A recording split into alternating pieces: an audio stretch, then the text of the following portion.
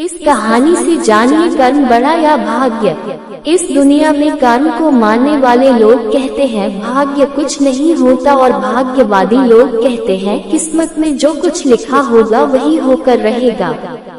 यानी इंसान कर्म और भाग्य इन दो बिंदुओं की धुरी पर घूमता रहता है और एक दिन इस जग को अलविदा कहकर चला जाता है।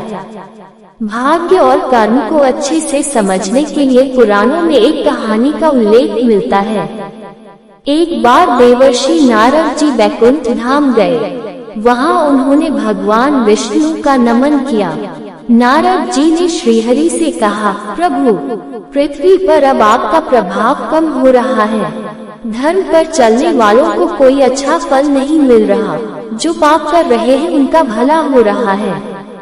तब श्रीहरि ने कहा, ऐसा नहीं है देवर्षि, जो भी हो रहा है सब नियति के जरिए हो रहा है।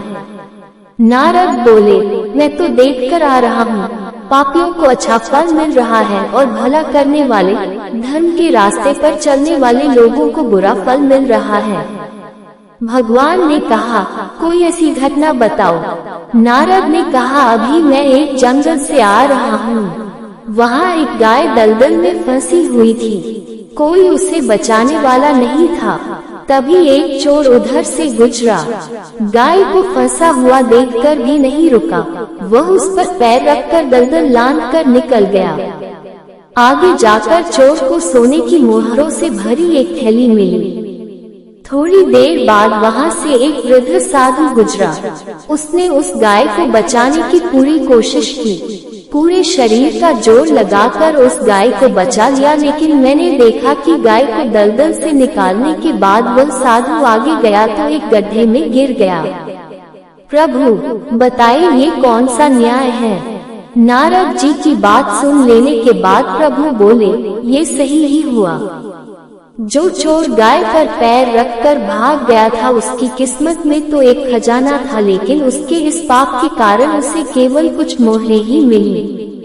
वहीं उस साधु को गड्ढे में इसलिए गिरना पड़ा क्योंकि उसके भाग्य में मृत्यु लिखी थी, लेकिन गाय को बचाने के कारण उसके पुण्य बढ़ गए और उसकी मृत्यु एक छोटी सी चोट में बदल गई। इंसान के कर्म से उसका भाग्य तय होता है। इंसान को कर्म करते रहना चाहिए, क्योंकि कर्म से भाग्य बदला जा सकता है। यदि आपको यह वीडियो अच्छा लगे तो इस चैनल को सब्सक्राइब करें और बेल आइकॉन को जरूर दबा दें।